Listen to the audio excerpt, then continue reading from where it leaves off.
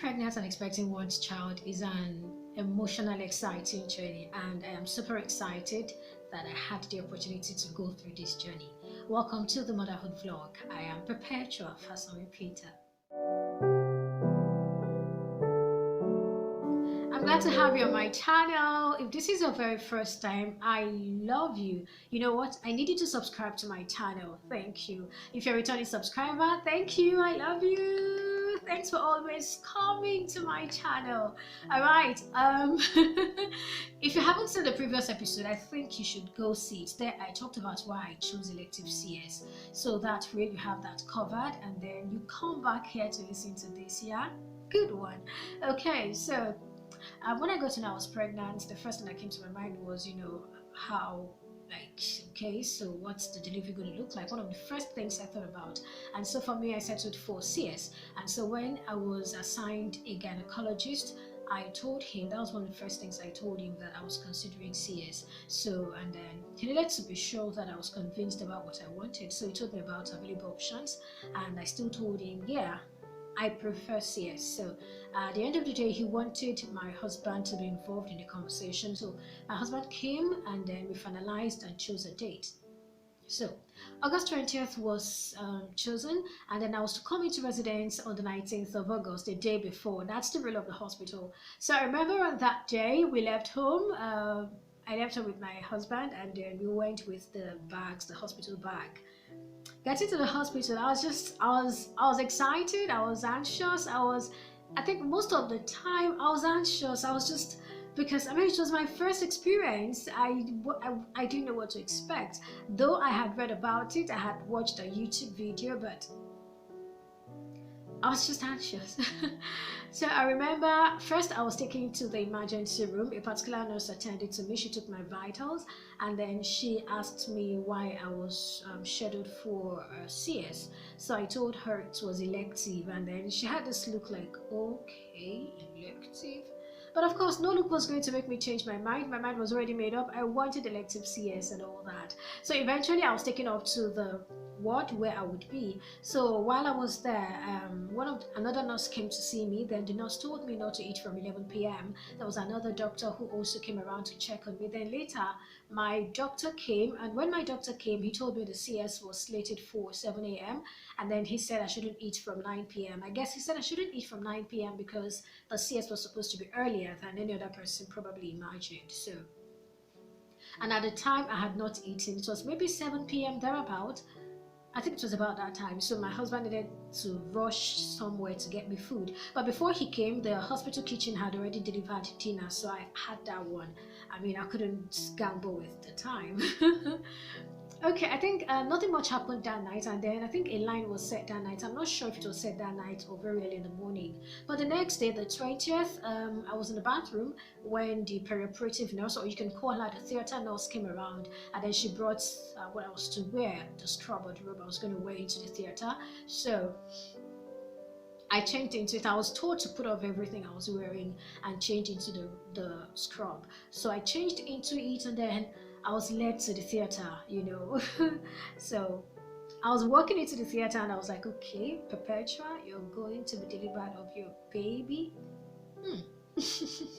My doctor was around too, that's the gynecologist. So I went into the theater, and then the perioperative nurse, she needed to confirm that I wasn't wearing any other thing apart from the clothes she gave to me. Then she shaved me and then put a catheter, and I was made to lie on the operating table. So when I lay there, the anesthesiologist told me that, okay, I was going to be given spinal, that's at my back. So he said I should bend forward. I was a little scared. I asked him if it was painful. He said it wasn't pain, it was just a little painful, So I was expecting a little pain, but at the end of the day there was no pain. So that was good, wasn't it?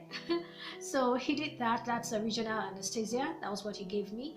And after that, he set another line on the other hand. So I was made to lie like this, and then my two hands were held on both sides. So another machine was connected. The machine was monitoring my vitals, my blood pressure, and some other things were being monitored right there. I was lying like flat, and then my doctor was ready to start work, but then they needed to confirm that the drug had started working. So the anesthesiologist told me to move my leg, I tried moving it, but it was impossible. I couldn't move it.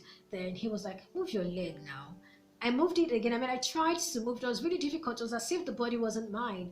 And then, it was obvious that I couldn't move it. And he said, it's okay. I just wanted to be sure, you can't move it. And then he gave me a particular injection. I can't tell where, because, I mean, my, from my abdomen to my lower limb was numb. I couldn't feel anything, so I didn't know where I was injected. Maybe it was my buttocks. I can't tell, but I was injected, and then the process was about to start. So he told me my doctor was going to start. He was the one who was communicating with me. My doctor, that's the gynecologist, didn't really say anything. I think his job was just to get the baby out and then stitch me up, and he didn't need any kind of distraction or what have you.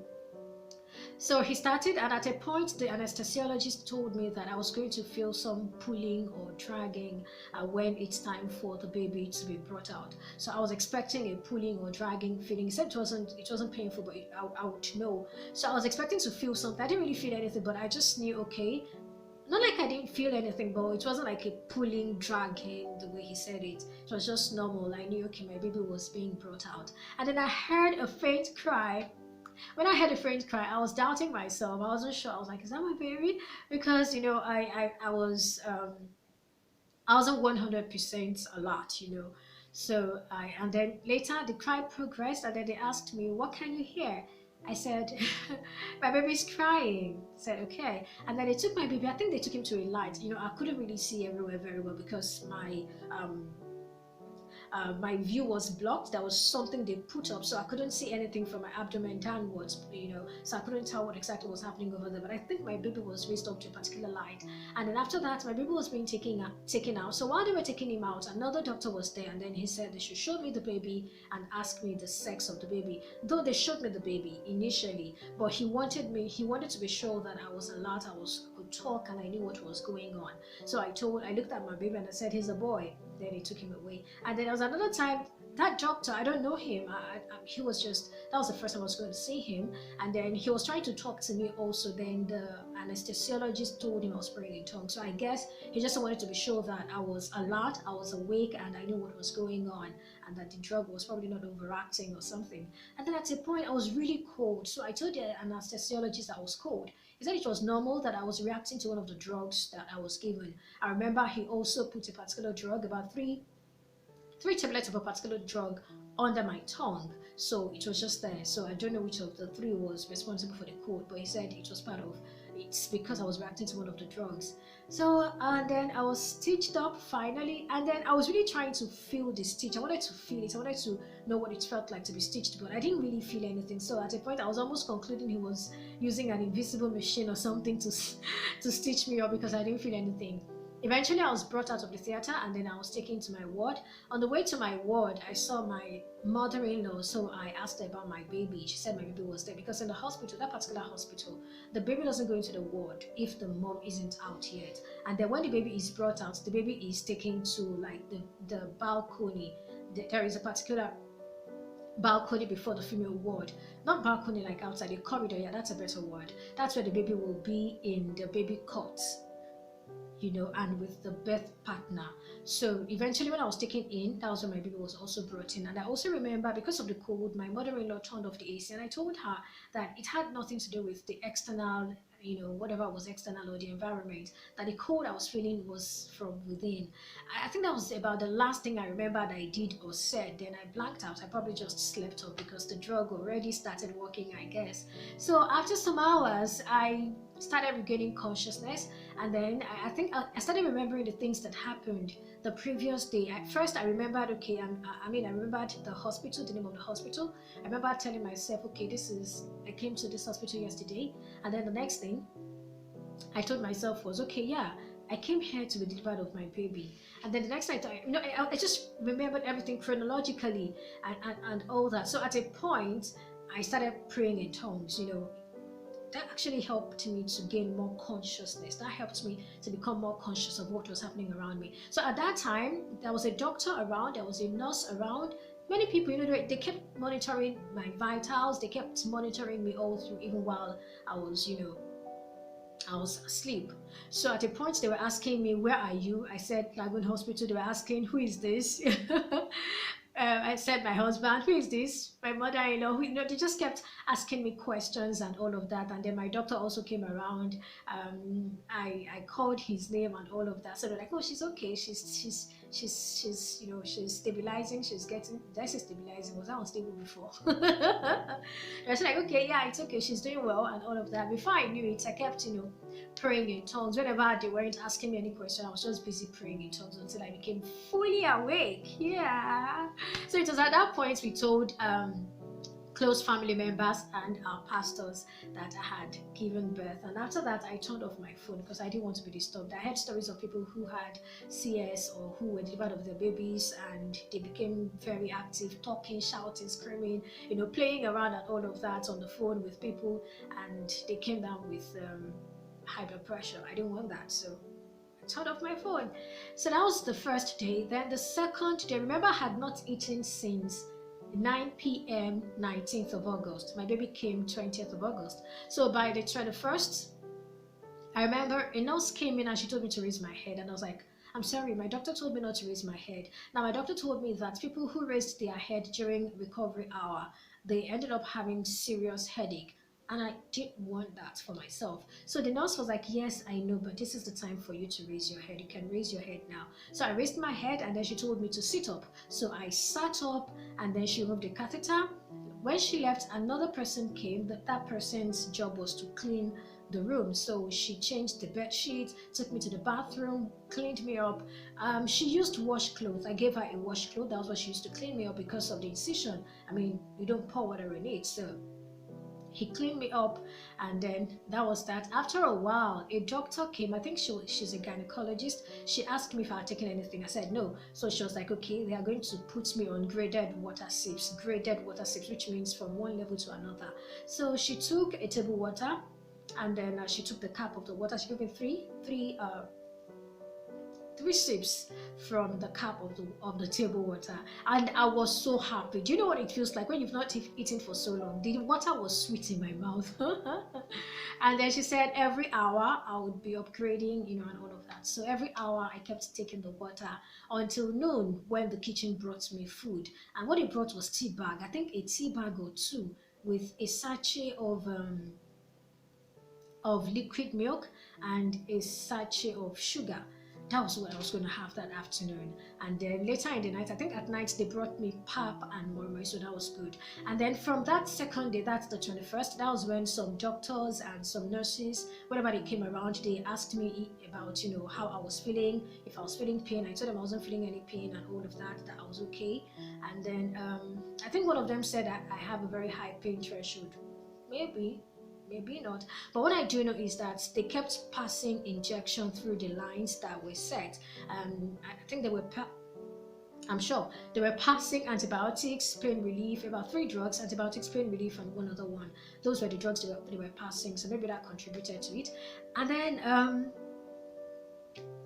I think that was just basically what happened the second day. So the second day was amazing, and then some of the nurses and the doctors started asking me if I started breastfeeding. I told them no, and for some of them, I had to tell them I had CS, and they're like, yeah, sure, you should start putting your baby to breast. So I started putting my baby to breast on the 21st, but breast didn't come out until the 23rd. Yes, I started lactating on the 23rd, and it's been amazing since then. The flow has been very good. I didn't have any issue, though. Yeah, I didn't have any issue, everything was fine.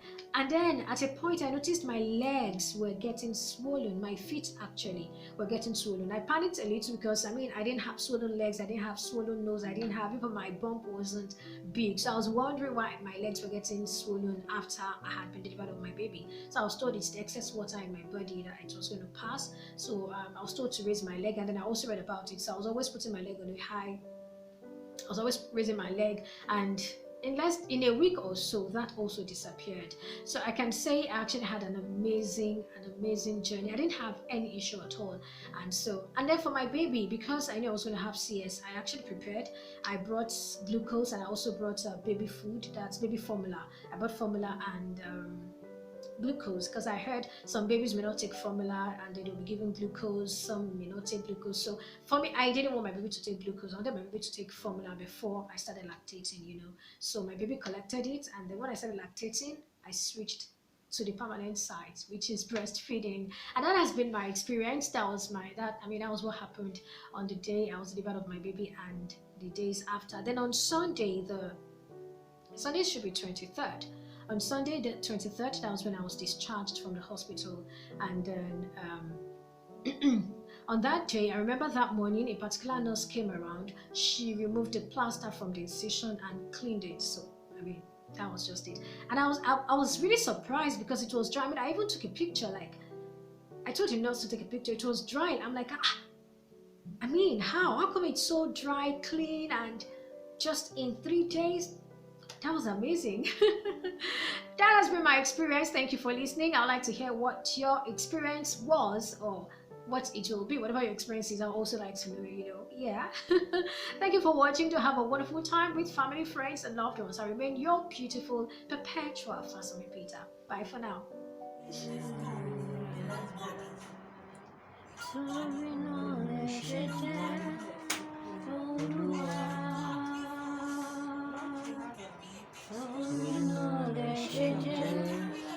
Oh,